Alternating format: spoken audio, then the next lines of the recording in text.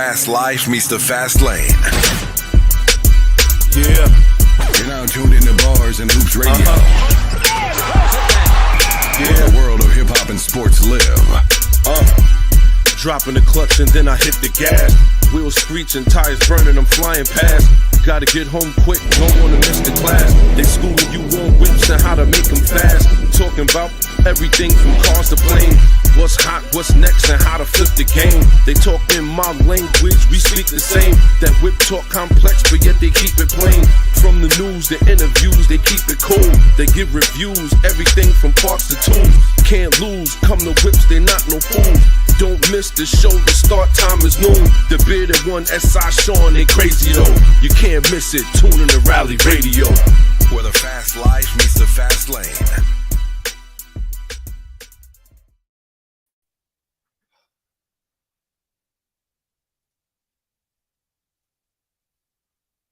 We are in the building. You already know what it is, kid. I rose dolo from state to state. You already know what it is, man. It's the bearded one here. Shout to everybody who's tuned in, paying attention. You already know what it is, man. You know where to find us. But you already found us.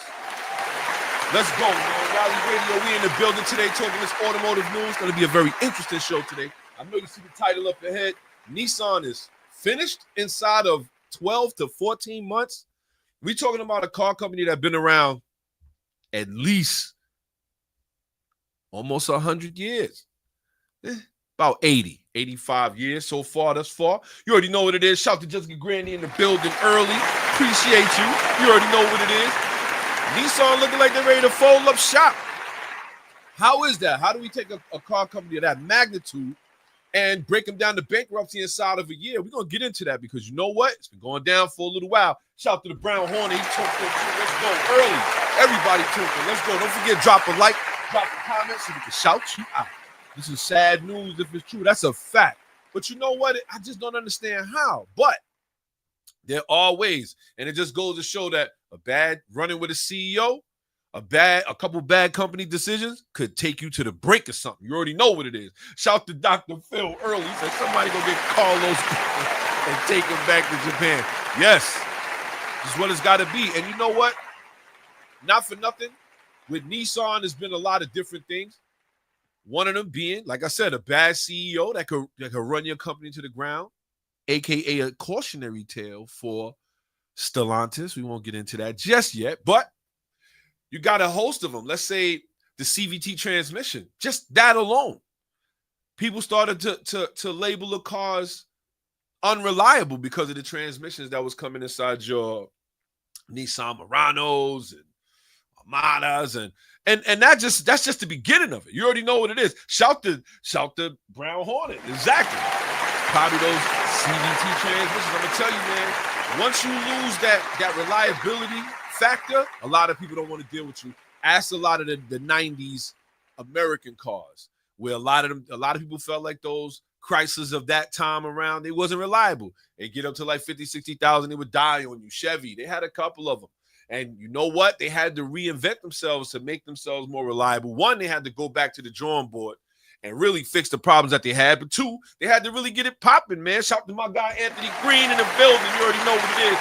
Definitely. So don't forget, drop a like, drop a comment so we can shout you out. You already know what it is. The bearded one here. I rose dolo from state to state. You already know what it is. I'm here. It is what it is. We're here to talk about this automotive news. Shout to everybody who's tuned in, paying attention. Don't forget, tell your people, there's a dude up there on Instagram, YouTube, Facebook that's actually talking about automotive news. A lot of things going on. Shout to my guy, Michael Evans, in the building early.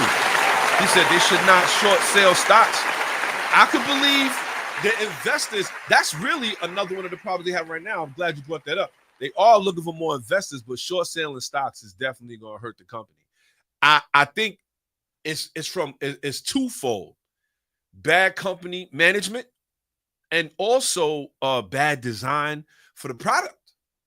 Because remember, at one point, Nissan was like, everybody was, the Maxima was it. That was everybody had one, and their moms had one. And I mean, they reigned for a long time. But what happened? They fell off. Shout to the Brown Hornet. He said Nissan's such a storied automaker, too big to fail. And you know what? They've already, if you remember us talking about this before, They was bailed out early last year, I think last year or 2 years ago, by Japan themselves, because they said they was going to put a lot of that money to electric vehicles. So they was bailed out. You know what I mean? Like, so it's crazy to see them like this. Shout to Dr. Face said CVTs are used industry-wide. Nissan CVTs haven't been a problem in over 10 years. I don't know, bro. I seen listen, once, and it could go by word of mouth. You and I both know that, right? You probably don't even have to experience for somebody else to have one bad issue and spread it to the masses, and that's all you need right there. That'll shut your whole thing down. Shout to my guy, Miller Time NYC's in the building early. Shout to everybody who's tuned in early. You know what I'm saying? It's what it is. It could be a twofold thing, but like I said, if you notice, and this is not just going out to Nissan, there's a lot of car companies that are really failing out here, really failing. Is it the Tesla effect? Is it the EV effect? I don't know. I think a lot of them lost a lot of money having to pivot to go to EVs, and now that the EVs are not really being looked for, they're not selling them. But then you got to look at a company like Hyundai. Like, they doing what they got to do. You know what I mean? Shout to Brown Home. He said, yeah, word of mouth travels fast. I'm telling you. Influencers, YouTubers, very easily to shut your whole business down, especially if they got enough followers, or just word of mouth. Somebody's like, yo, nah, leave that CVT transmission alone, son. My man, he had one. It went down on his mom's in the freezing cold. Pause. And next thing you know, she was stuck out there on the road. It was crazy. Shout out to everybody. I know my vernacular was wild right there. But we got a whole host of things we're going to be talking about today. But just the fact, like I said, just to remember, like, this show is really going to be about how Nissan, the builder of legendary cars, and you would think, right, they've overbuilt cars and did such a tremendous job. I think the launch and failure of the 400Z really hurts them.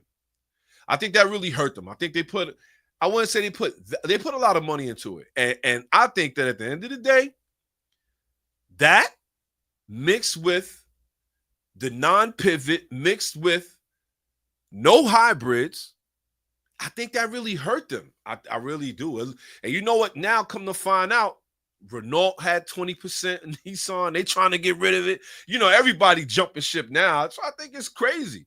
Shout to Dr. Free, said big facts, but I think Carlos goes in making too many cuts and stifling innovation. He changed the culture of the company, and they stopped innovating. Yeah, but no. Phil, Dr. Phil, you know how I say. You always right, in my opinion, because at the end of the day, you're looking at a couple things that happen right there. But like I said, bad CEO. Shout out to Dr. Phil. He said, as you're a bad CEO, choices has consequences. They're still paying for decisions many years later. That is usually the problem. Shout out to Michael Evans. He said, facts, CVT ain't no good. That's what I'm saying. You know what I'm saying? Like, the decisions that a lot of these CEOs make, especially when they not. And see, this is why, like I said before, man, you got to give Tim Kuniskis his props, B. Because not only did he put out a great product, because we talking about at a point where Dodge was like, nobody was buying it. Like, they bought, like, I want to say in the 90s, Dodge was falling off. I mean, they had one of the, Pontiac too. They had fell off at that time too in the rebuild, but Dodge was falling off. Nobody was really buying them. Remember, the Dodge Durango was like a big mule at the time. Like, who wants that? Then it was all the other cars they were trying to come out with. It just wasn't a hit. And then they started to dig into the retro bag. Next thing you know, they like, yo, we coming out with the Charger, Challenger. And this is before we even got into the Hellcat. They pretty much was putting out an SRT model. People had problems with the Charger being 4-door, but you know what? They rocked with it. You know what I mean? Shout out to Dr. Faye says, as you said, a bad CEO choice has consequences, and they're still paying for these decisions. That's a fact. It's crazy because Carlos Tavares is his protege, and he ran Stellantis into the ground the same way. Woo! Now, shout out to Dr. Phil, man.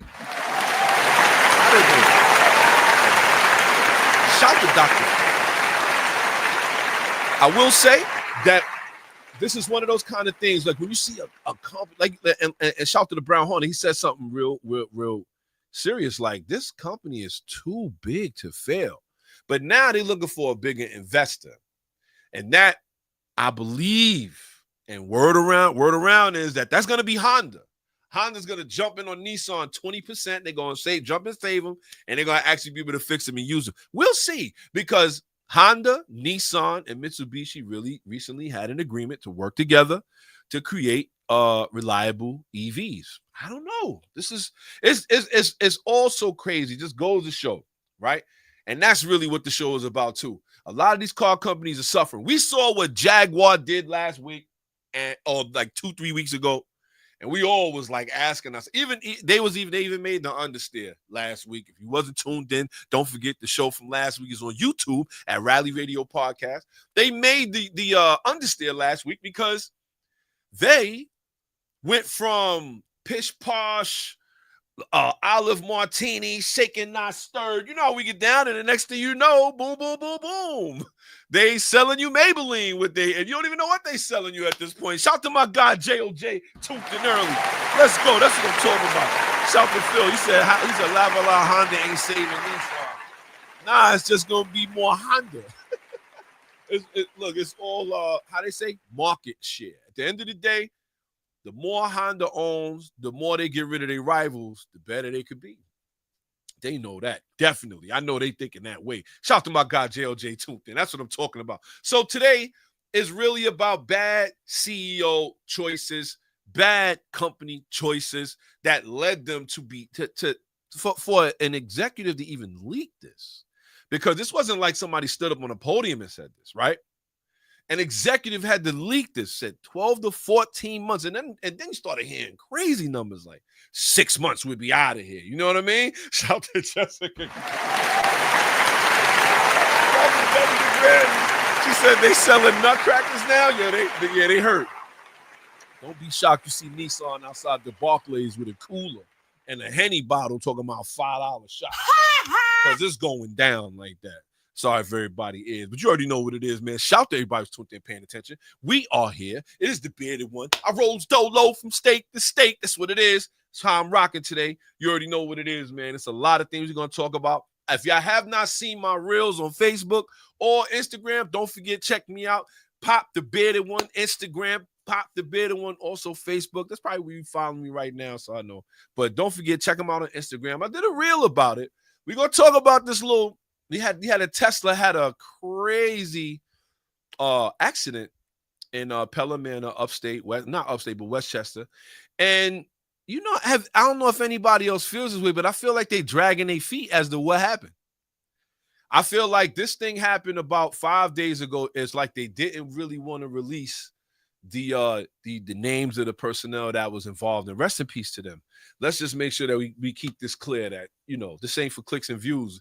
People need to really know what's going on with these things. You know what I mean? Like, you just can't just have something like this happen out of nowhere and then think that, you know what I mean? This is what's supposed to be. Shout out to Dr. Face said before that, I watched a video today that said Ralph Giles is also running to become the new CEO of Stellantis when they possibly make a separate American subsidiary. Yes, I saw that as well. They said that they actually had talks with him.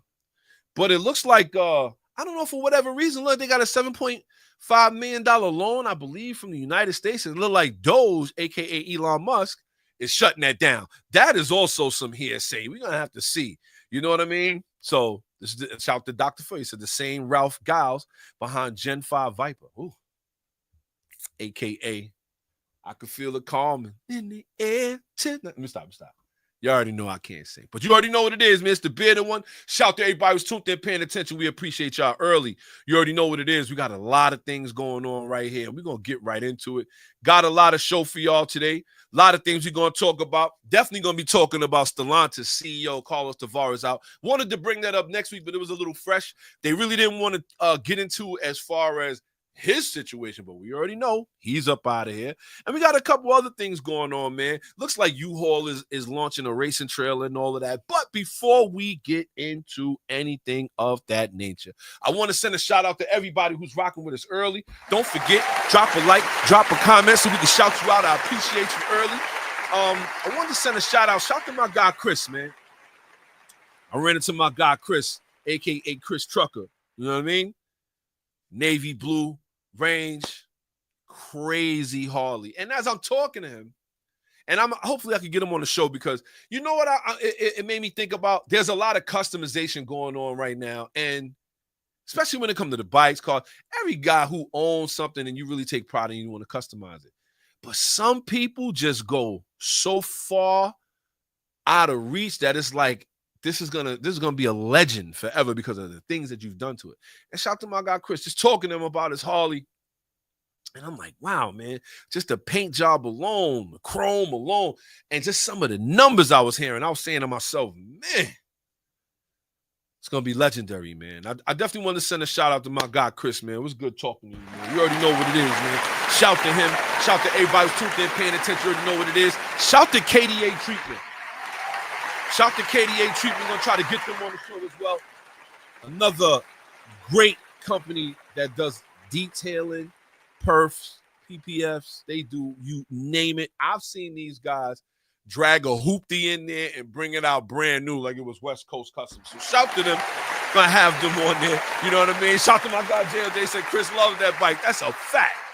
That's a fact. Shout to him, man. It's a lot of customization. Like I said, shout to all of those. Shout to all the car clubs that's out there. We're going to be outside this summer, this spring. Don't forget, look for your neighborhood bearded guy, you know what I mean? And don't forget, take care of him. Join the YouTube. If you're not subscribed on the YouTube already, it's YouTube at Rally Radio Podcast. Don't forget to subscribe. And with that being said, we're going to jump right in. And here we go. Now, if you tuned in last week, you already know what it is, man. It's just a little recap we wanted to give y'all. Had a little, like I said, we had Jaguar up here. I don't know, you know, I had this conversation about Jaguar. You know what? It just goes to show how some people really are looking at this advertising that they're doing. So if you haven't seen it, right? It was an advertisement where they pretty much was wearing pink, pastel, blue, yellow, and all of this. And I'm just like, I mean, they got makeup on. And I mean, this is different because remember, Jag was like 007. You know what I'm saying? So how did they go from that to that and expect to sell cars? So I did the reel or whatever, posted it on TikTok. And you know, I love TikTok. Reason being is because you get it's like a broader audience. You get a lot of different takes on things, right? So the take that I was getting was, oh, you know, you sound like you hate and they're not trying to sell to you old guys. So I said, first off, fam, don't call me old. I was on my cam for a hot minute, like, fam, if I'm old, I'm glad to be old. But we're going to laugh about that later. But at the same time, it just was like, oh, you know, they're not selling to the same demographic. And I'm just saying to myself, but then what the younger demographic doesn't even buy cars anymore. They more tuned into taking an Uber. They more into doing all these kind of different things. So what young cats actually buy cars? Shout to Tika. Don't laugh. But you already know what it is. It's like you gotta start to ask yourself, like, what young cats you know buy cars and then's gonna buy that? I know y'all, if y'all haven't seen it, we're going to make sure that we post it on the Instagram. Don't forget, if you're not subscribed or at least drop by the Instagram, drop me a like, drop me a follow. I could really use it. You know what I mean? At Rally Radio Podcast. We're going to be putting the pictures up. And the car was like Miami and Miami pink and blue. Like, who buying that? And I'm talking about wood grain for real in there, all kind of like wow looking stuff in there. And I feel like this is a Hail Mary. I feel like Jaguar's on a Hail Mary. Now, they also, their company, Jaguar, has been sold and passed around. I mean, there was a point where I think they dropped their sales by like 60,000 since 2014. And it's like, when you start seeing numbers like that, they got to do something. And now they've gotten to the point where they said they will no longer be making cars in Europe. That's crazy. This is a European brand. I mean, don't get me wrong. You know, you had American. It was owned by a lot of different companies after the fact, but it starts with Europe, UK. So it's like to say that they're not selling them more. Then they said they're going from gas straight to EV. That was mind blowing. So it just goes to show, man, it's a lot of things going on out here. But that was part of the recap. That was one of the things we talked about. Shout out to everybody who's tuned in, paying attention. Appreciate y'all early. You already know what it is. The bearded one in the building. Shout out to everybody who's tuned in already, because you know we about to get right into this. So with that being said, Just make it happen, man. You know how we get down here. Weekly Specs. Auto news for all the listeners, only on Rally Radio. All right, this is crazy right here. You know what I mean? So we're going to get right into it. Like I said, Nissan has 1 year left. Nissan has 1 year left. What are we going to do with that? Shout to Tika. She said they don't and now they want them to. Remember, Cadillac did a commercial about it not being an old person's car. That's true. And see, this is what I'm saying. It's like now it's like the reason why a lot of these car companies, I believe, are truly failing is because these kids don't want to drive. So because they don't want to drive, they're not going to buy the cars. So now they figure, well, you know, instead of me paying car insurance, paying a car note, and you know what? They could be right. It might be cheaper to just Uber everywhere.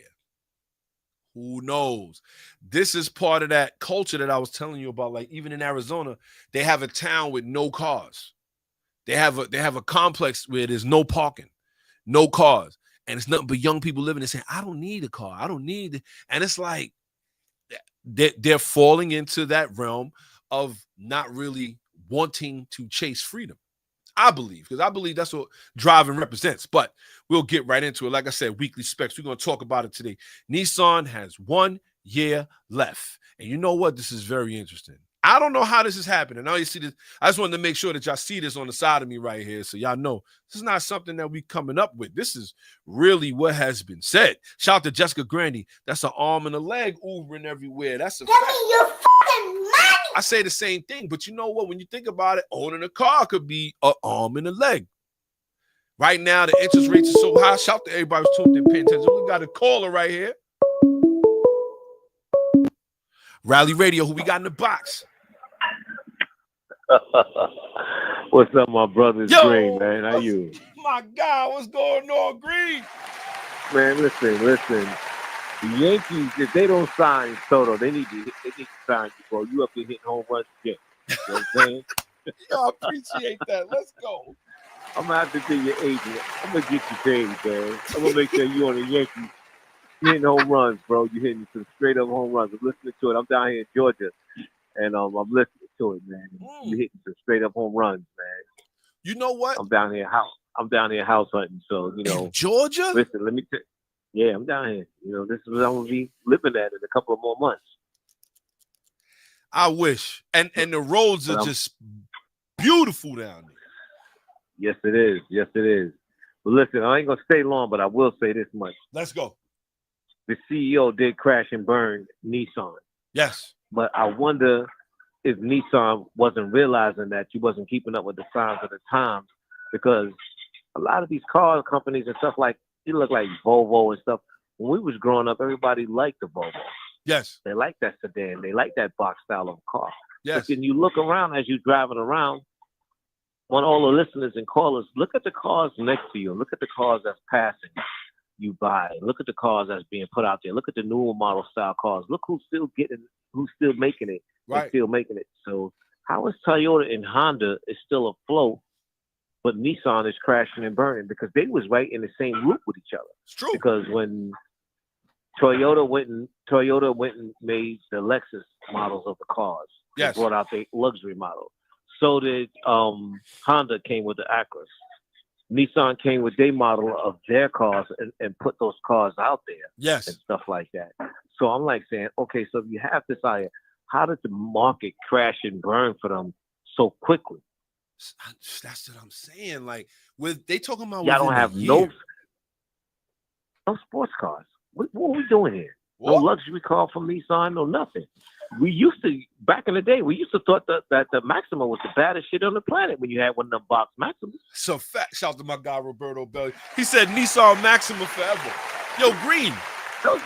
They have sports cars, but here we go with the dealers holding them up. They want an arm and a leg. All right, but look how many models of your sports cars is in the street. I don't even recognize a Nissan or whatever luxury car they got out there that's worth having. Look at the trucks that they had. They held on to the Pathfinder till it died. Like, yo, who's going to go out there and buy a Pathfinder? Especially when it looked like the Murano. There's no difference between these. Exactly. Right? Exactly. That's a fact. Exactly. You mean to tell me you couldn't broker a deal with the car rental places? Because car rentals buy a lot of cars too. They buy a lot of Yes. cars too. And you don't broker a deal with the car rental places neither. So I'm like saying, what we really doing here? This Crazy. is yo, Green, you hitting it right on the head. This is what I'm saying. It's crazy. I'm like saying, yo, something got to give. But listen, I'm going to keep listening, bro. I just wanted to give you a shout out, man. You keep hitting the home runs. I'm going to have to call Hal Steinbrenner and tell him I got me a home run hitter. Yo, Green, I appreciate you. And I know if you had more time, I know you got a lot more, but it's all good. Always, brother. Always, brother. We talk, man. Yes. Get to it, kid, and All get a room for me, man. I'm coming down there to stay with you. Man, listen, there's always room for one more, bro. I got you. Let's go. Peace to you, bro. Copy that. Talk to All you right, soon. Green. Peace. That's my guy. Shout to my guy, Green, man. She's got to be, man. Shout to Diane Chestnut in the building. Shout to my guy, Roberto Bell, in the building. And this is what I'm saying. You got a lot of different reasons why. The deal is definitely held up Nissan sports cars, just to build off what Green was saying. They held up like the 400Z. It tanked because at the end of the day, nobody could afford the markup they was putting on it. We're talking about a $30,000, $35,000, $40,000 car on sticker. Now they want $60,000, $70,000. This what a lot of these car companies are feeling right now is the smoke from yesterday has turned into the flame of today. They have not been treating the people right the whole time. The whole time this pandemic hit, they used supply chain demand as a reason to run your pockets. Insurance is doing the same thing. So now when you think about it, if insurance and a car payment is pushing you over $1,000, right? Maybe even more than that, because the car payment is now, the average car payment is about $900 to $1,000 now. So you figure car insurance $200-$300 a month. Let's say that brings you up to $1,200 or $1,300 a month, right? So now we talking about Uber. Let's say $12 to get where you're going. It's $24 a day, right? That's $24 a day. In 2 weeks, that's $240, 10 days going back and forth just to work. $240. When you think about it, it's $500 a month to get around on an Uber. That's something to think about now. Why should I own a car? I could just have somebody going to pick me up and take me where I got to go. Something to think about, especially if you're not using, if you don't have a family, or if you're not trying to get anywhere. You know what? You even take an Uber somewhere else. It's crazy. Shout to JOJ. He said, and Trump is bringing those tariffs. So, yes, that's good. Add that.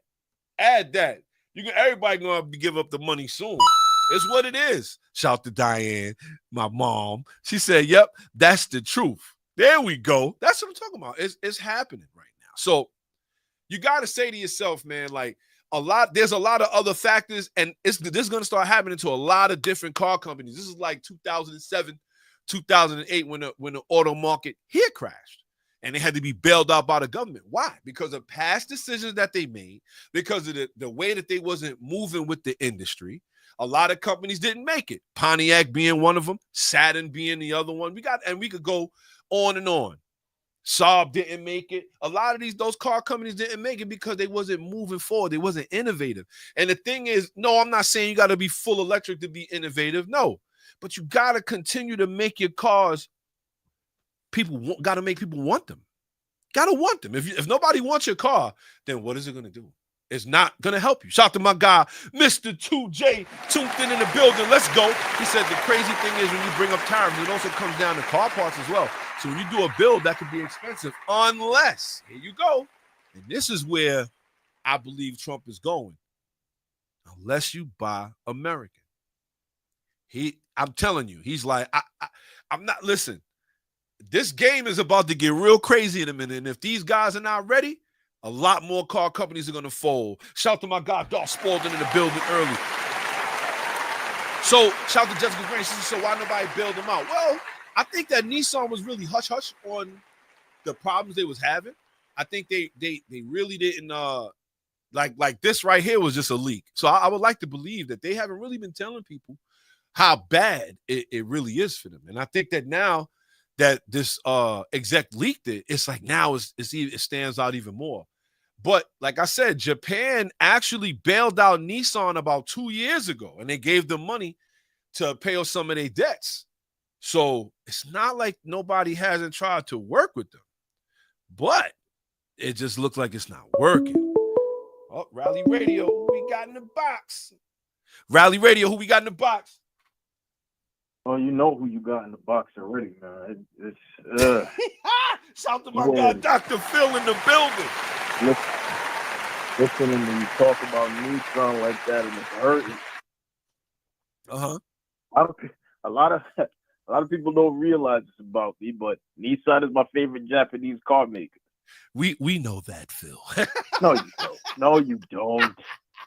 I try to disguise it. You can't. Once you say rear-wheel drive, we know. Talking about 2Js and K series, but we all know that Nissan is my favorite Japanese automaker. Yes. And as I said, man, we here today because it's a lack of innovation. Yep. You know what I'm saying? It's a lack of direction, really. There we go. If you think about it, it's a lack of direction, because what did Carlos going to do? I keep saying Carlos going. What did Carlos going to do? Carlos going quite literally took over the reins in Nissan at a time when they were actually struggling. Yep. And brought them back from the brink. Yes. The issue with how he brought them back from the brink, though, is that he didn't pivot after he brought them back from the brink. He stayed on the there you go. He stayed on the same path. Yep. Now, the path he used to bring them back from the brink was extreme cost cutting. Yes. So they cut a lot of costs, and they had innovated a lot of new product already and put that out. Yes. So now you have that. You have the excitement of the new products, along with the extreme cost cutting that made them very profitable. Yes, he did. So, of course, that's great for the short term. They're back from the brink. They're making money. They're not spending a lot of money on operations. Now, what should have happened was they should have slowly went back into innovating. Yes. And that is what they did not do. They continued on with the cost cutting. They continued on with the lack of innovations for their current models. Yes. They continued on with the extended model lifespan instead of coming up with new generations of new models, like clockwork. So, you know what I'm saying? Every 4 years, every 4 or 5 years, you're looking at a new Accord, you're looking at a new Camry. Right. Like clockwork. But what about every the GTR? 4 or 5 years, huh? What about the GTR? We talked about this. I even felt like if it ain't broke, don't fix it. But you're right. They haven't changed No. Here's the thing, though. What the GTR is a perfect example of what I'm talking about. Yes. The GTR came out in 2008 as a 2009 model. Yes. Correct? Mm-hmm. When it came out in 2009, it completely blitzed the world. Yes. The Porsche 911 Turbo was a dog compared to that. It had that. And the Porsche was the premier sports car. And the GTR was like the Porsche and the GTR went and mollywopped it around a track, mollywopped it on the street. It wasn't a competition. Yeah. What happened after that?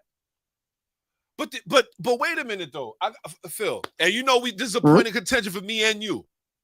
Yeah. Because I always say this, but it was still dominating. Even right now is dominating. It's not dominating now. It's great it's a great performance vehicle now. Yes. Absolutely. Yes. But it's not on the same level as its main rival. Its main rival has caught back up to it, surpassed it, and walked away from it a long time ago. But it's funny. All right. So it's a couple things, right, with Carlos Ghosn into it. And this is one of the reasons why he ain't going back to Nissan.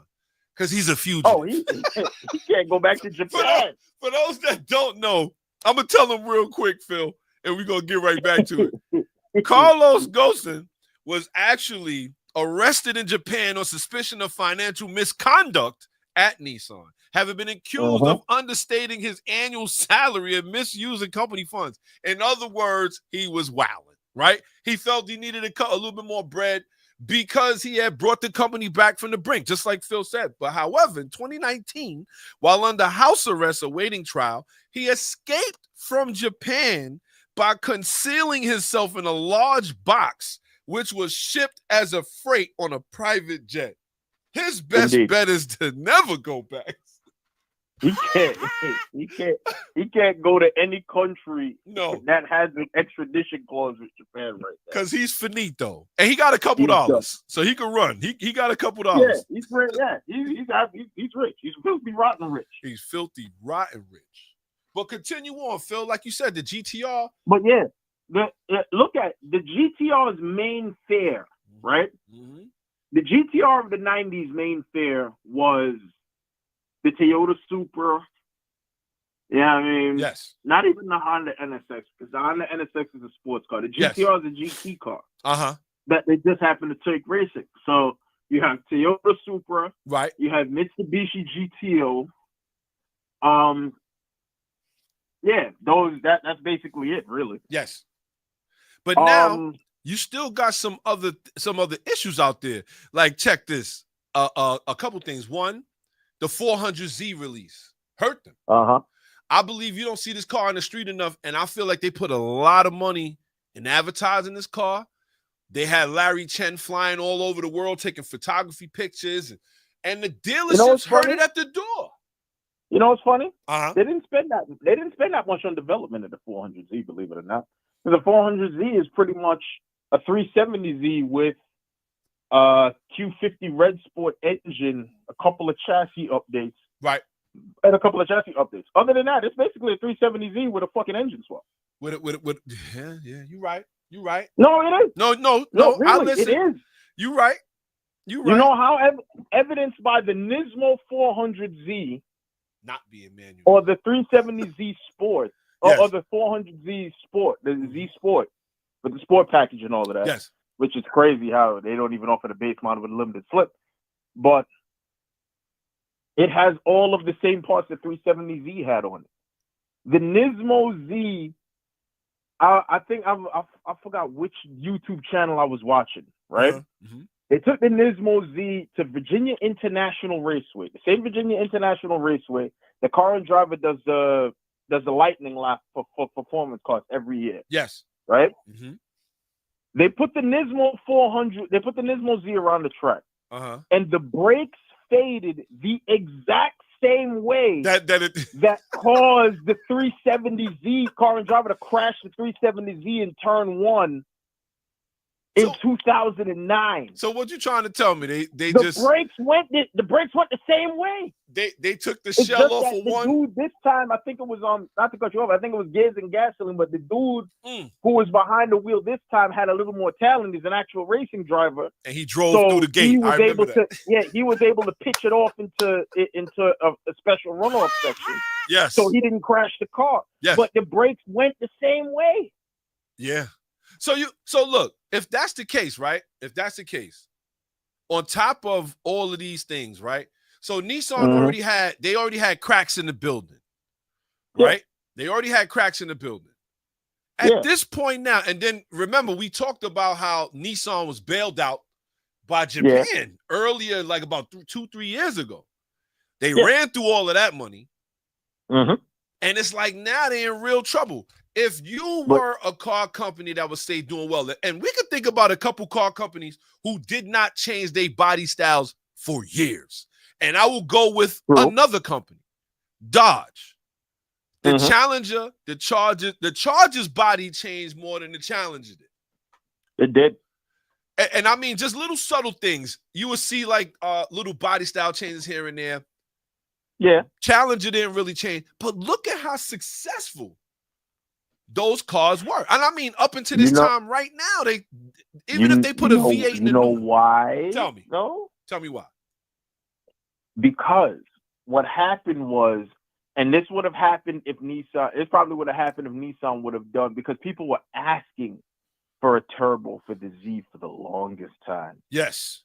You would have seen Nissan 370Z sales skyrocket if they would have put the turbo motor in the 370Z. Oh man.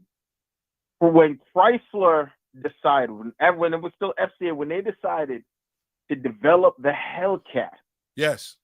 in 2015, that completely rejuvenated the line. Yes. Completely. And then they did a couple of other things.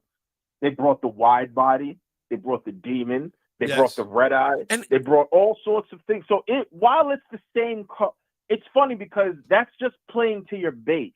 While it's the same car, it does exactly what your base is looking for, and they love you for it. Yes.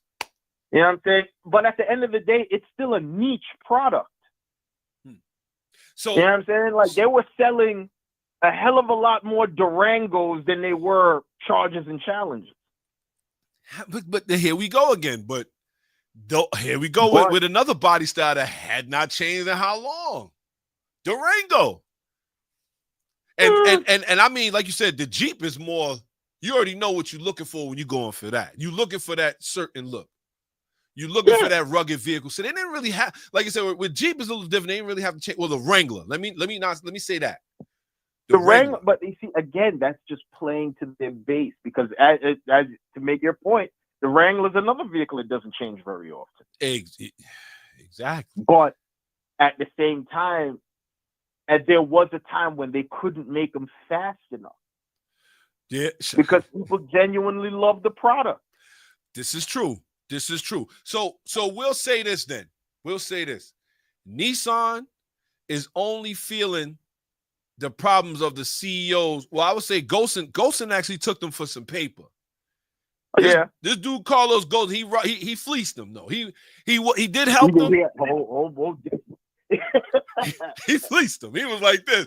Yeah, turn around and watch me just count the rest of this money, and he ran out the door. But he did. He did bring the company back. And now, so you would say Nissan is short a great CEO. They don't need more money. They need better management.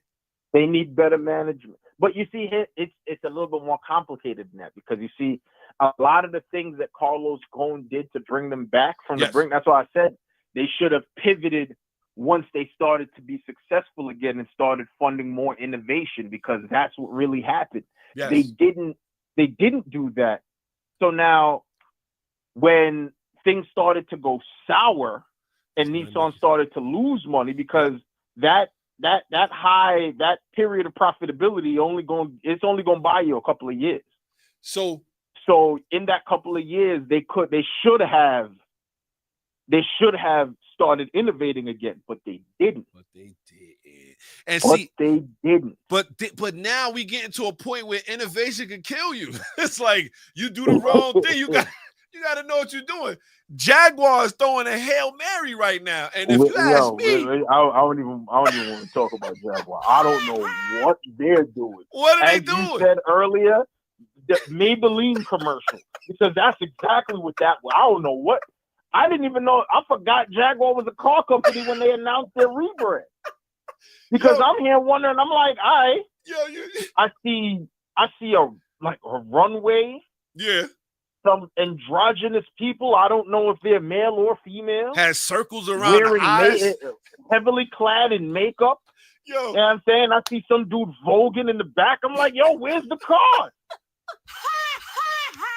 Yo, wait, Dr. Phil, wait. You know what it reminded me of for a hot minute? You remember the Cosby Show? You remember the last iteration of the beginning where they was dancing and going like this? Yo, I swear, I thought it was. I was like, yo, where did he get that from?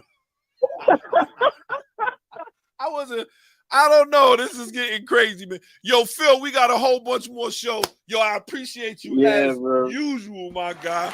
You already know when you call up center stage. It's always a pleasure. I just want to say, man, it hurts to see such a storied brand go out like this. Like you hate to see it because you know they have even with something like the 400Z, right? Yes. Which is a reskin 370. It's still a great car, but you have it. I know. I felt the same way when Pontiac went away. When Pontiac, let me tell you, the very first car that I could, my mom, shout out to my mom, Diane Chestnut Postel, she is on the live with us. She owned a Pontiac Firebird, right? And, yo, and mind you, you know the 80s was something else. 80s, 90s, something else, man. She was like, yo, we were sitting in the front seat, put your seatbelt on, you know what I'm saying? And the car was fast. And even though at that point, you know what I mean, she got it for a good price, but it wasn't in the most pristine condition. It still had the screaming chicken on the hood. You know what I mean? So that's what I'm saying. Like, to see Pontiac go down the way they did. Shout out to my mom. She said yes, and I loved it. You know what I'm saying? But to see Pontiac go from that, and when you start looking at like the Judge, the GT, you see them go from a storied franchise all the way to dust. That hurt me. That hurt. So I see what you're saying. I see what you're saying, Phil. Shout out to Dr. Phil, everybody. Yo, we appreciate you, champ. You already know what it is, man. We appreciate you, man. Yo, I'm gonna continue on with the show. We got to get you up here, Dr. Phil, because we got some other topics we want to talk about. I know you're gonna have more insight. Yeah, I got it. Yeah, listen, man. You let me know what day. Copy that. That's what I'm talking about. Yo, Phil, good looking. We're gonna get up with you. All right, peace. Later. Shout out to my guy, Dr. Phil. Shout out to my guy, Sean Parker, too, in early. Let's go. It was fast. Shout out to my mom again. There she goes. Wasn't it fast? Yes, it was fast. I love that car. Man. I remember they used to be like, hey, you can just sit in the driver's seat, don't touch the pedals or nothing. But man, it was like a blue. It was a blue, like a not really like a dark blue, but it was like a lighter blue. But man, I love that car, man. I remember that. I remember that car. That's one of those cars. That car actually was one of the first to set it off for me to like look at. You know what I mean? But shout out to everybody who's tuned in, paying attention. We got more show for y'all here. I don't know if y'all heard about this, but there was a couple. I mean, y'all probably seen it. I did a reel on it as well this week. Definitely don't forget. If you don't follow us on YouTube at Rally Radio Podcast, you're on Instagram at Rally Radio Podcast. You give us a follow. I talked about this. It was a crazy incident at Pelham Manor. Now, Pelham Manor is in Westchester, right? The Tesla actually burst into flames. Now, for those that haven't seen it, it was crazy. Shout out to Tanya. She said, yeah, it was blue. I remember it. So the Tesla burst into flames after crashing into a wall pretty much. And you know what? It was just a sad thing to see.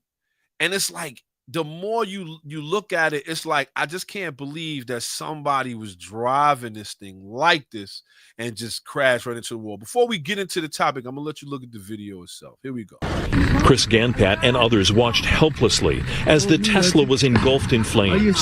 Surveillance video shows how fast the vehicle was moving. We're pausing the video at the moment of impact.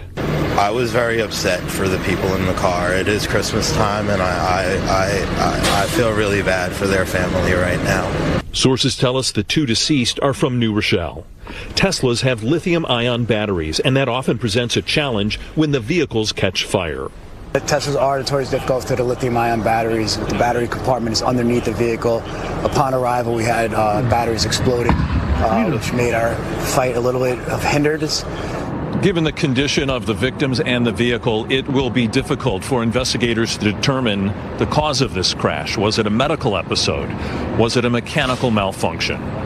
On September 16th, So, as you can see in the video, that Tesla was moving, I mean, at a straight wall. And when you look at it from the gas station video as it drives by, you got to say this thing was doing at least 120 miles an hour. At least. Shout out to Jessica Granny. Tanya, she said hi. That's what I'm talking about. Shout out to Shy. He's in the building too. So That thing had to be going at least 100, 120 miles an hour straight into a wall. And I got to say to myself, right, when I look at this, knowing that these cars have had problems before, I find it hard to believe that a couple, now mind you, their identities have since then been released, but they have not spoken about what has happened in that car. So it looks like I believe the male was 44, and his wife, who was in the car with him, I believe she was 44 as well. I will clear any misconception on that information, but I will say that to see that like that, how fast it was going, I don't believe they was driving like that. Shout to my guy JT in the building early. You already know what it is. Now, like I said, there's still a lot of speculation out there. But for a car to be moving that fast into the wall, and then there's a couple things that I didn't notice. And like I said, I'm nothing but your neighborhood bearded guy. You know what I'm saying? But when you look at this video, you didn't see nobody slow down. You didn't see no brakes. You didn't see them try to make the turn. They just went straight into the wall. I don't know. Usually Tesla gets these downloads whenever they have a situation like this. You have yet to hear anything about it. So just keep that family in your prayers, man, if you can, man. Shout to them. You know what I mean? Keep them in your prayers. And with that being said, we're going to move right on. We got another little situation with a Tesla that happened out in Sydney. Now, this is another situation where it looks like a Tesla actually crashed in a building. And before it crashed, it actually took out 2 cars and then drove off the roof. And when they looking, they noticed that the family was saying they wasn't driving. Who knows? This is very interesting. It's very interesting. But let's jump into it a little bit, because when I saw this is the first thing I was thinking, like, wow, these are the things that happen, and we kind of write it off. But it could really be happening out there. And like I said, I love to show people the articles. I like to let people know that, we're not making this stuff up. You know what I mean? So here we go right here. You see it on the right side of me over here. Sorry. But looks like a rogue Tesla hits other cars before driving off the rooftop with 2 passengers inside. 2 people were taken to the hospital after a Tesla went rogue in Sydney, Australia on Saturday and drove off the roof of a parking lot. The Model S reportedly smashed through a barrier and landed in a loading dock with the driver and 1 passenger inside. 2 people were inside a Tesla Model S on the rooftop parking lot of the DFO shopping center in Homebrush area of Australian City. While up there, the car reportedly went haywire and crashed into 3 other vehicles before driving over the ledge. Video of the incident on November 30th has been shared by local news outlets and shows the car with its front end smashed in. The car can be seen hitting another vehicle in the parking lot and careening towards another before it flies off the roof. This is what I'm talking about. Shout to Jessica Granny. She said that's reckless. Yes, I know. Shout to my guy, JT. I appreciate you, my dude. That's what I'm talking about. So with that being said, the reason I even wanted to talk about that today is because what we seeing at Pelham Manor, like I said, no other information has been, put out to the public as far as what happened. But this same thing just happened in Australia with a Tesla that went haywire, crashed into 2 cars, and drove off the ledge of a garage parking lot. So it doesn't sound so far-fetched now, does it? It doesn't seem like it can't happen. When I first put the reel out, and when I first, started talking about it, a lot of the responses I was getting, they probably was a couple, they probably was fighting, and a lot of people think they was like, trying to commit suicide. I'm like, I don't think it was anything like that. I think the car, and listen, we cannot knock this to think that that it can't do it. We've seen it. It's already, full self-driving has already been under the microscope for the past 3 to 4 years. I'm shocked that a lot of the media is not covering this. But this is something that we're going to have to look into. We talking 100 miles an hour straight into a wall, no brakes, no turn. This couple had 2 little children. Listen, just check out for it if you can. And like I said, for the family, our prayers go out to them from here at Rally Radio, here at Bars and Hoops Radio, as myself, the bearded one, Pop. So it's like you got to start to really look at these things. This is not like oh well, they just lost control of the car. We talking about they got upwards of speeds and they did not. It did not slow down. Burst into flames immediately when it hit the wall. And then the fire department couldn't do nothing with it. They had to let it burn. I don't know. Like I said, there's a lot of things that's going on out there. Oh, who we got? That's what I'm talking about. Rally Radio, who we got in the box? Military. South to Military NYC. What's going on, my brother? Shout out to you. Shout out to Dr. Phil. Shout out to Mama Hotel in the building. She's tuned in.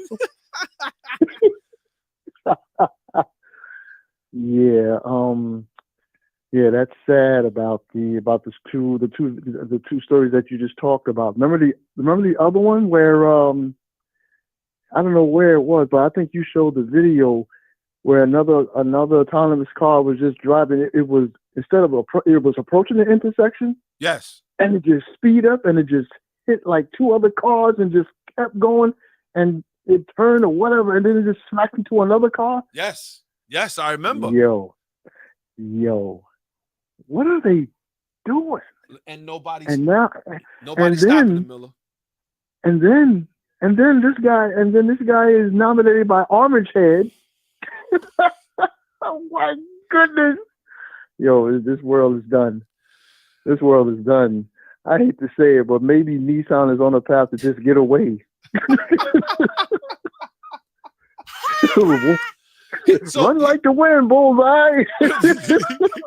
So here's my thing, though, Miller, and this is what I was trying to reiterate to people when I did the reel, and you got your the Tesla people that love Tesla, you got people who love EV, and per capita they're the safest car per 100,000. I find that hard to believe because we've seen these things blow up. You can't plug them up in your house. You got to park them 50 feet up the block. We've seen it all, and I say to these people all the time, listen.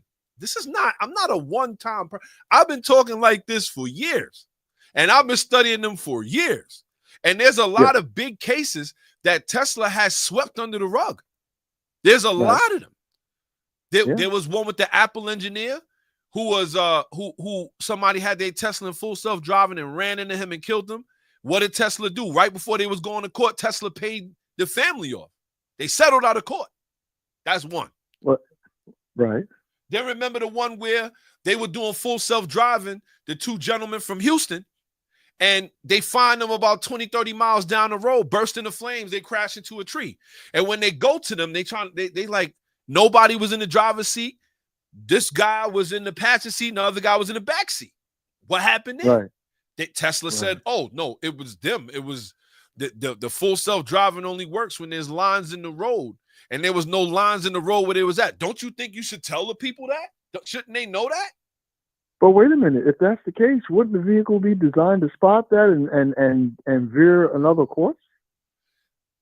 The National Highway Traffic Safety Administration has already pulled numerous cases on Tesla for full self-driving, operating on their own, phantom braking. We've been talking about this, and after all of that, for me to see this point blank, this car does 120 miles an hour straight into a brick wall, only for the next couple days, you're gonna have one drive off a roof in Sydney, Australia.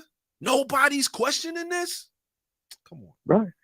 Yeah. Well, They just have whoever has the. Who's in charge of the states of these families, they probably just haven't found the right attorney that doesn't like them. Because if you find the attorney that doesn't like them, that's the one that's going to wake them up. You're right. I just hate that. You know what? Listen, if you want to drive an electric vehicle or whatever you want to drive, that's fine. Right? Right. What I'm hitting at is that look how they talk about the recalls for Honda over a fuel pump, and look how they handle it. Look how Yes. Toyota had a recall on 102,000 different engines for the Toyota Tundra and a lot of other they big V8s or V6s that they had. And look how they handled it. Oh, wait. Look how they handled Ford. They was threatening them for them not notifying everybody of the recalls that they had before. Come on. But when it come to Tesla, a recall is nothing. What did he say? He said, this recall is nothing but a patch update to the software. What? And it's the same guy that you're gonna walk past all these other cars and pay $110,000 for that one? I don't think so. Think so. No way on God's green earth.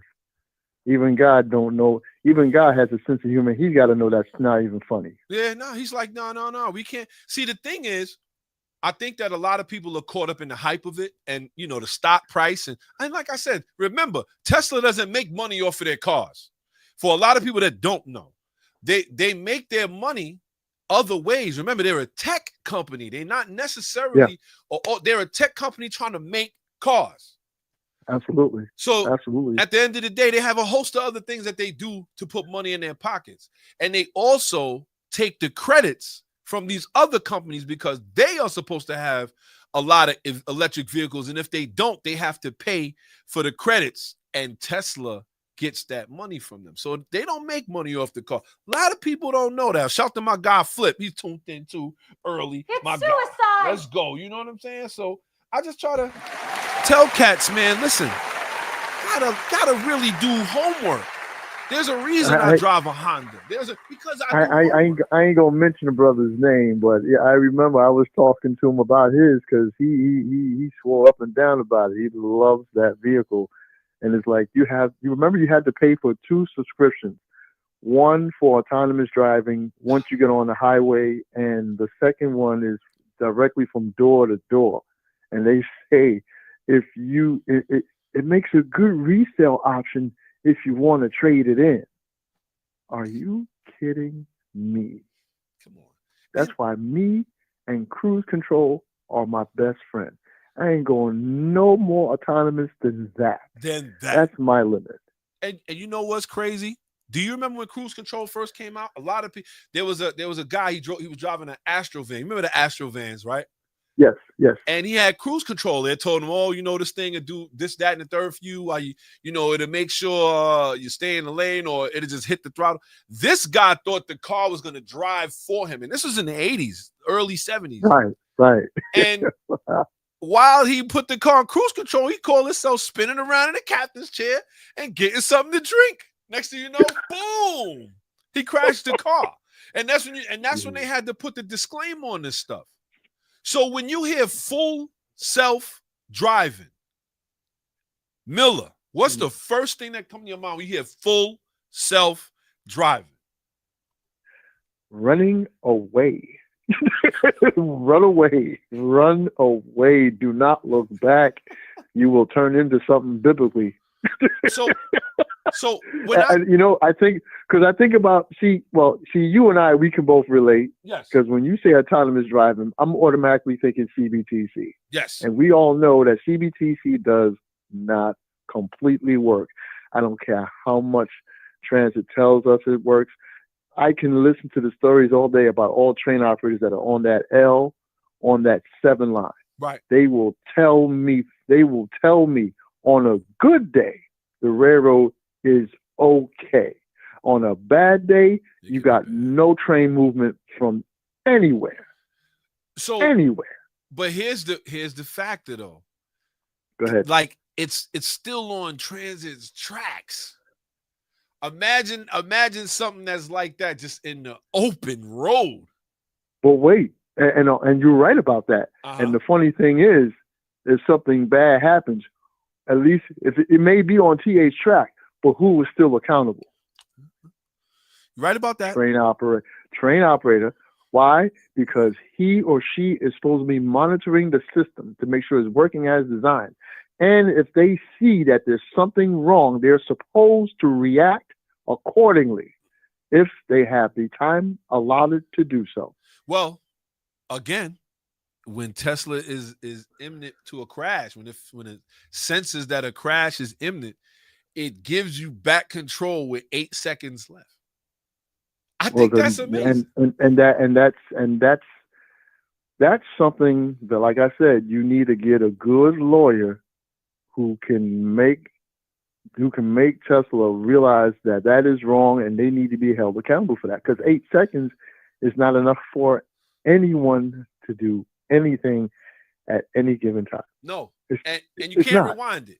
You can't rewind it. And this is why I brought it up, because at the end of the day, listen, once you get to a point where cars are driving themselves, you got to, like, who's responsible for the accidents?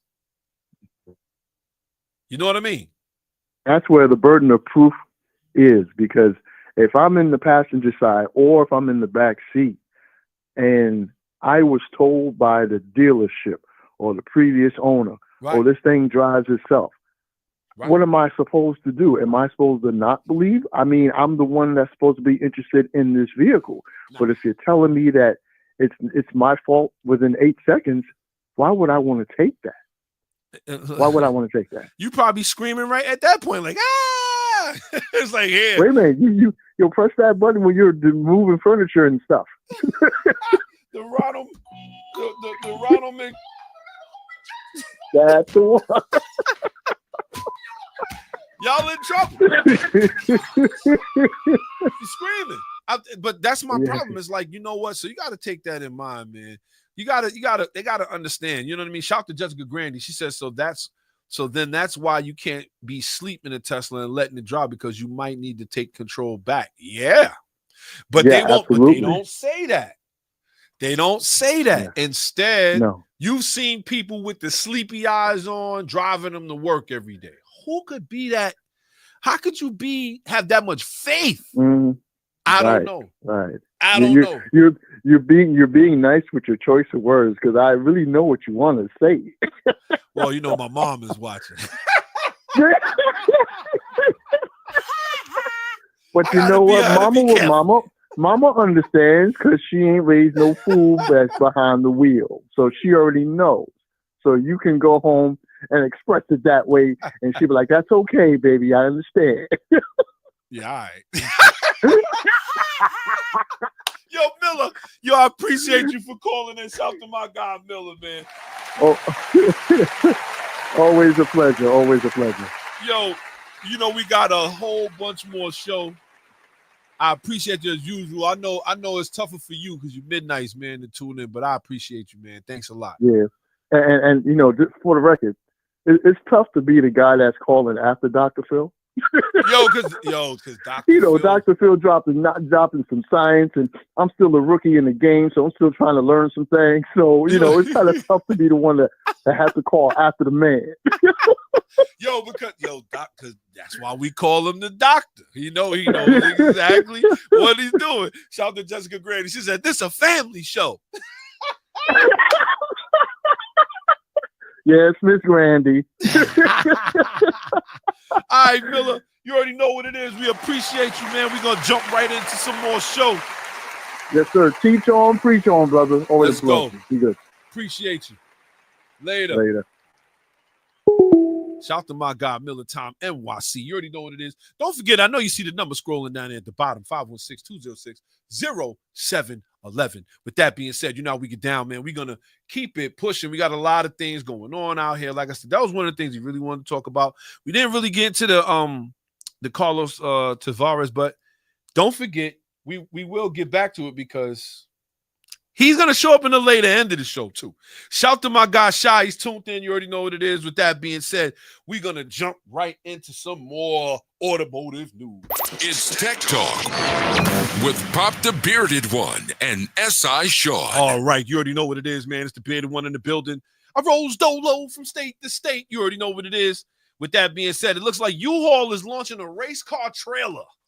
So for those gentlemen or ladies who like to take their cars to the drag strip, but a lot of times you don't want to, it's not insured, you built it, you just want to take it to the drag strip and come back, but you don't have a trailer, right? How many times you done went up against that? And so you find yourself renting the little 2-wheel trailer to take your little race car there, try to do it as cheap as possible. It looks like U-Haul is now making a trailer that they call the toy hauler that will actually be able to haul any size vehicle. It's about 23 feet long, 16 feet. The entire trailer is 23 feet, 16 feet long, and 8.5 feet wide. So it looks like U-Haul also upped the carry capacity of the toy hauler to 6,800 pounds, a respectable leap from the other 5,200 pounds that it was before. So now it looks like they ready, man. You need a trailer, go down to U-Haul. I can almost guarantee if you go to the U-Haul in the hood, this is gone. As a matter of fact, people just going to pay to have it for months during race season. He's going to be like, you know what? I'm going to rent this trailer for 6 months and I'm going to bring it on back. You know what I mean? But it makes the most sense. So shout to them, shout to U-Haul for actually capitalizing on something like that. You know what I'm saying? Shout to Jessica Gray. He said, let's go, Militown. Shout to my moms. That's right. I understand. I hear you. Let's go. With that being said, a couple of other news articles we wanted to talk about right here. Looks like Recaro is back. Now, for those that don't know, if you have an expensive sports car, there's a great chance that the seats that are built for this car came from Recaro. And for those that don't know, Recaro has been making seats for a long time now. They used to just make seats for Ferraris, Lamborghinis. Now you're going to find them in Porsches. You're going to find them in Hondas. You're going to find them in a lot of different areas, but they make quality race seats for comfort. It looks now, earlier this year, they went bankrupt and they was also out along with BBS wheels. But it looks like Recaro lives. An Italian parts supplier has taken over and actually brought them back. That's what I'm talking about. Shout to my guy, Chroma. What's going on? Shout to Chroma. He said, shout to the Bearded One and the Doubler family. I love it. I appreciate you. Thank you very much. Don't forget to check out my homeboy, Donnell Chroma. I posted this video earlier. Tremendous gospel singer. If you can, check him out. I'm going to keep his information up there for a little while so you can find him.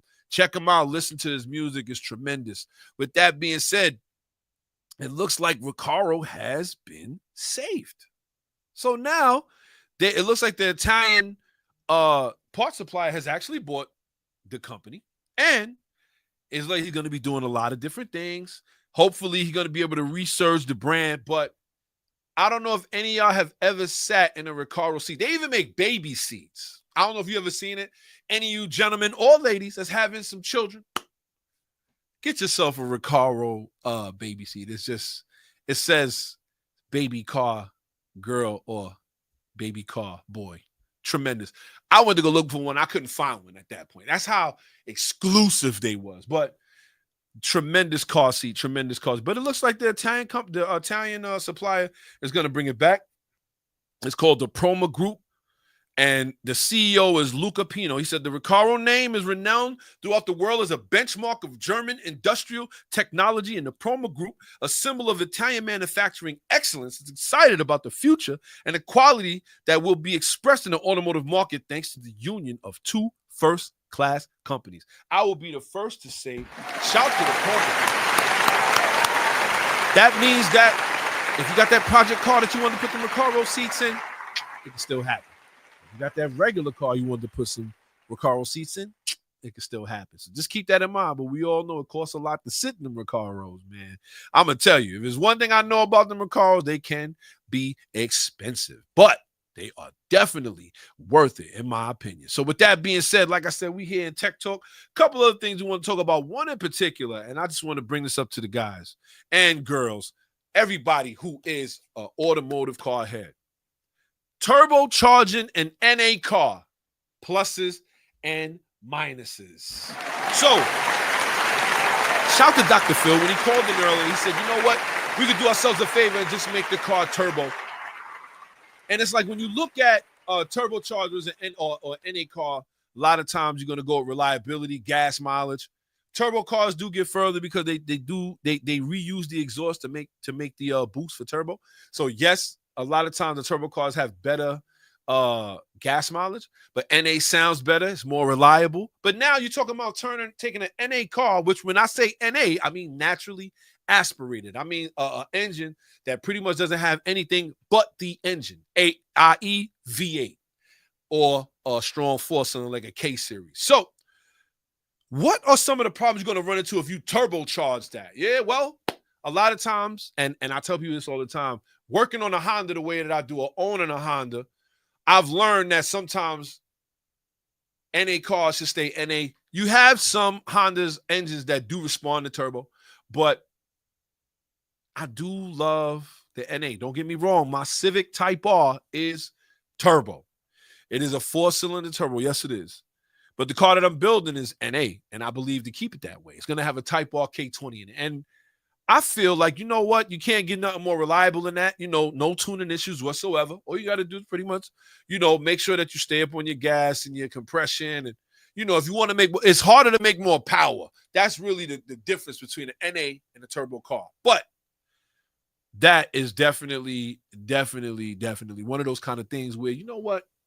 Would love to own one or love to have like a turbo NA. I have done that one time. And when I first had my CRX, my Honda CRX, for those that don't know, I had a red 1988 Honda CRX. It had an NA engine in it. In other words, naturally aspirated, meaning it was not turbocharged. And, you know, I knew the car was coming off the road for a little while. Issues with insurance, you know, like insurance, it could cost a lot of money. And my homeboy said, you know what? He said, yo, we just going to turbocharge it. I said, you know, why not, man? You know, let's do it, man. You know, I'm with it. Turbocharged the car. And I mean, it ran like a dream. But I got check engine lights out the wazoo. Because when I say we turbocharged, that's all we did. We didn't do anything else. We didn't have no management. We didn't have nothing, no engine management, nothing. We just put the turbo on there. And I remember driving this thing. It was skipping tires in third gear, for those that don't want to talk about. And I will say that was the most fun I ever had behind a vehicle till I got my Type R. It was a turbo LS engine. Now, at that time, the LS engine was sought after for turbo because the compression was lower. I mean, you could run, you know, it could run boost without a problem. Great setup.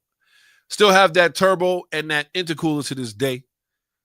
Don't know if I ever use it. May just go on the wall as like a wall sconce or something like that. I may use it to decorate the garage. But I will say, at the end of the day, the downfalls of putting a turbo on an NA engine is that you just lose that reliability. You know, turbo comes with its issues.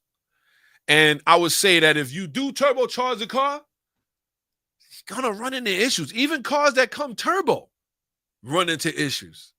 So I could only imagine a car that wasn't turbo that is now turbo, because there's a lot of different things that have to be done. You have to run a feed or oil feed back to the turbo so that it gets oil. Like, I mean, that's just small potatoes. You got to up your injectors, up your fuel pump, probably fuel pressure regulator, things like that. You got so many other things you got to do that is such a downside. And that's why I feel like for NA supercharging, even though, you know, turbo, supercharged, tomato, you know what I mean? One happens before, one happens after. One uses forced air, one uses air from the exhaust.